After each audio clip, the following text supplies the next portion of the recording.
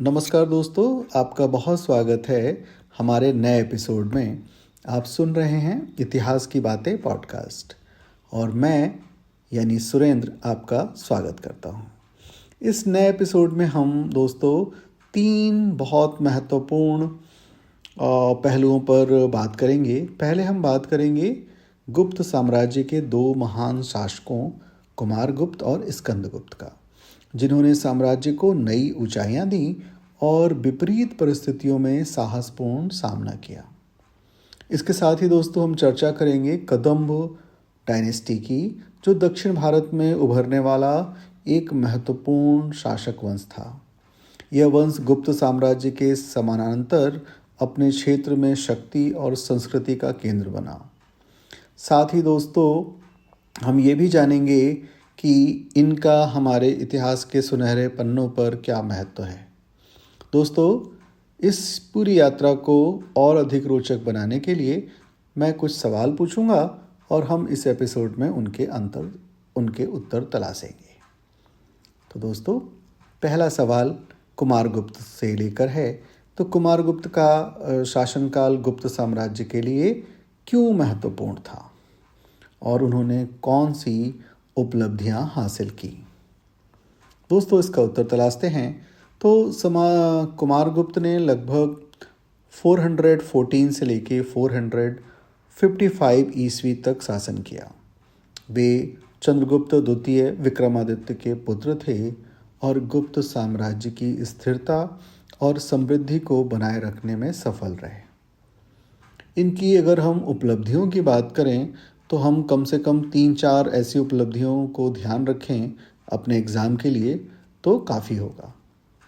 पहली बड़ी उपलब्धि है रिलीजियस पैट्रोनेज, अर्थात धार्मिक संरक्षण। तो कुमारगुप्त ने हिंदू धर्म, विशेष रूप से भगवान कार्तिकेय की पूजा को बढ़ावा दिया। उन्होंने कई मंदिरों का निर्माण कराया।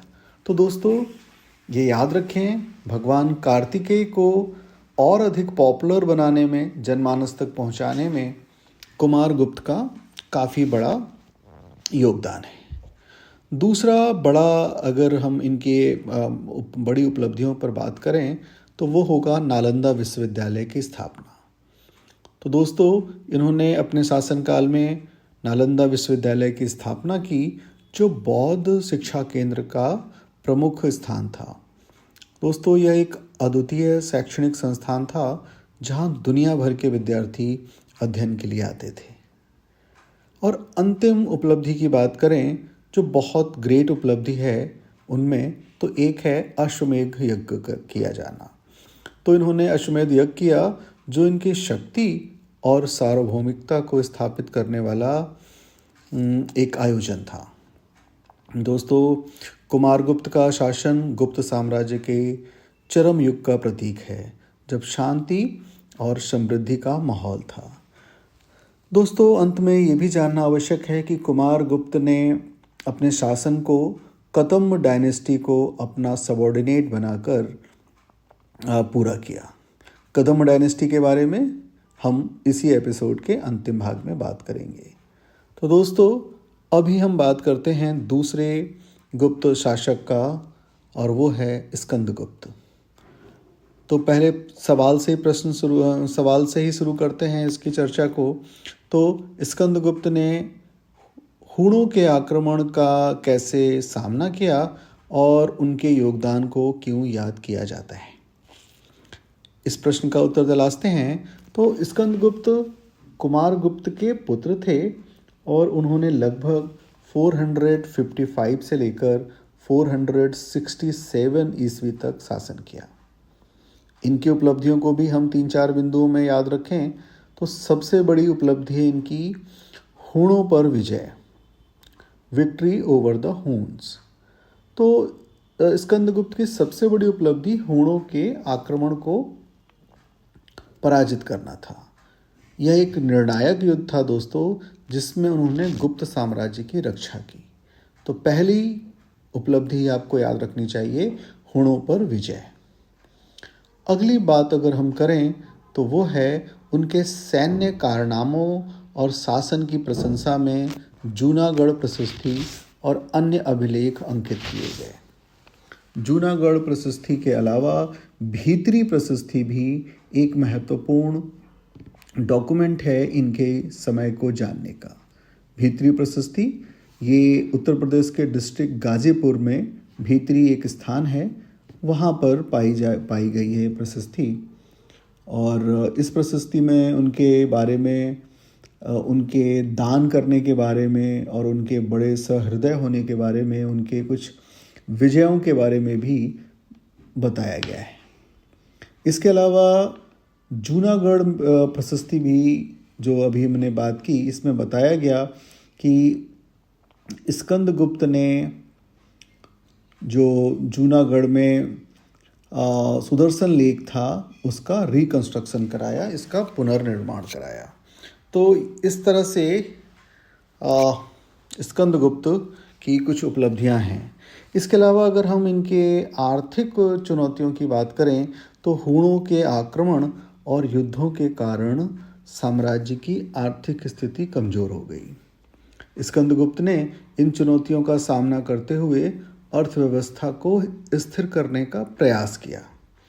दोस्तों, ये प्रयास तो किया और काफ़ी अच्छा प्रयास था, बट लगातार पूरा साम्राज्य आर्थिक संकट से गुजरने लगा और स्कंदगुप्त अंतिम शासक है गुप्त एम्पायर का, जो एक स्ट्रॉन्ग शासक के रूप में हम देख सकते हैं। इसके बाद लगातार ये पूरी डायनेस्टी डिक्लाइन की तरफ ही बढ़ने लगी है। तो ये था स्कंदगुप्त का। अगर हम धार्मिक संरक्षण को याद करें तो इन्होंने भगवान विष्णु की पूजा को बढ़ावा दिया और कई मंदिरों का निर्माण कराया। तो स्कंदगुप्त का शासनकाल गुप्त साम्राज्य के लिए संघर्ष और साहस का प्रतीक है दोस्तों। इस तरह से हम इनको याद करेंगे। तो इन बातों को एक बार दोबारा से मेमोराइज़ कीजिएगा। और अंत में जैसा कि मैंने बताया था अभी कि कुमारगुप्त का एक बड़ी उपलब्धि ये थी कि उन्होंने कदम्ब डायनेस्टी को सबऑर्डिनेट किया। तो जानते हैं कुछ कदम्ब डायनेस्टी के बारे में। एक प्रश्न से ही इसको शुरुआत करते हैं। तो कदम्ब डायनेस्टी भारतीय इतिहास में इसका क्या महत्व है और इसके दक्षिण भारत के समाज और संस्कृति को कैसे इसने प्रभावित किया, ये प्रश्न हो सकता है। दोस्तों, इसी प्रश्न के इर्द गिर्द हम चर्चा करते हैं। तो कदम्ब डायनेस्टी 4वीं शताब्दी में दक्षिण भारत में उभरा। इसकी स्थापना मयूर शर्मा ने की, जो पहले एक ब्राह्मण थे, लेकिन कुछ कारणों से ये क्षत्रिय के रूप में अपने आप को इन्होंने स्थापित किया या कन्वर्ट हो गए। 2-3 इनके महत्वपूर्ण बातों को याद करना चाहिए, जैसे स्थापना व प्रशासन, फाउंडेशन एंड एडमिनिस्ट्रेशन। तो मयूर शर्मा ने आधुनिक कर्नाटक के क्षेत्र में अपना साम्राज्य स्थापित किया। उनका शासन ब्राह्मणवादी परंपराओं और सैन्य शक्ति का अनूठा मिश्रण था। तो आज का जो कर्नाटक है, इस क्षेत्र का इनका शासन था, जिसमें ब्राह्मणवादी परंपरा और सैन्य शक्ति दोनों का एक अनूठा संतुलन था मयूर शर्मा का शासन। इसके अलावा इन्होंने धार्मिक संरक्षण भी दिए। तो कदम्ब शासक वैदिक धर्म और मंदिर निर्माण के संरक्षक थे। उन्होंने भगवान शिव और विष्णु को की मूर्तियाँ और मंदिर इत्यादि को खूब बढ़ावा दिया। और अंत में अगर बात करें संस्कृति और भाषा की, तो कदम्ब वंश ने कन्नड़ भाषा और साहित्य को बढ़ावा दिया। यह दक्षिण भारत के सांस्कृतिक विकास में एक महत्वपूर्ण योगदान था।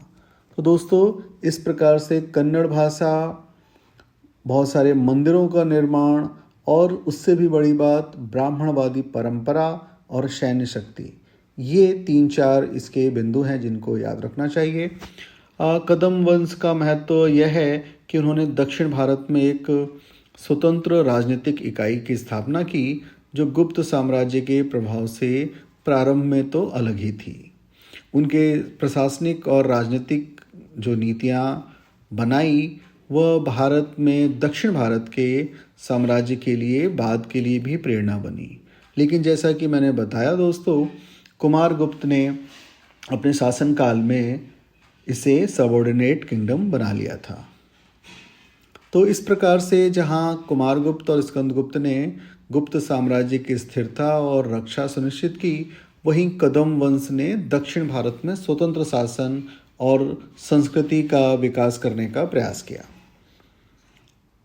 तो इनकी कहानियाँ दोस्तों यह दर्शाती हैं कि भारतीय इतिहास में विभिन्न क्षेत्रीय शक्तियों का योगदान समान रूप से महत्वपूर्ण था। ये शासक अपने समय के समाज और संस्कृति को समृद्धि को बढ़ाने में सफल रहे।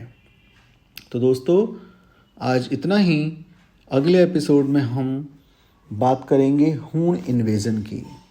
और जैसा कि हमने अभी देखा, हूण इन्वेजन ने पूरे गुप्त वंश को डिक्लाइन की तरफ पहुंचा दिया था। मिलते हैं अगले एपिसोड में। धन्यवाद।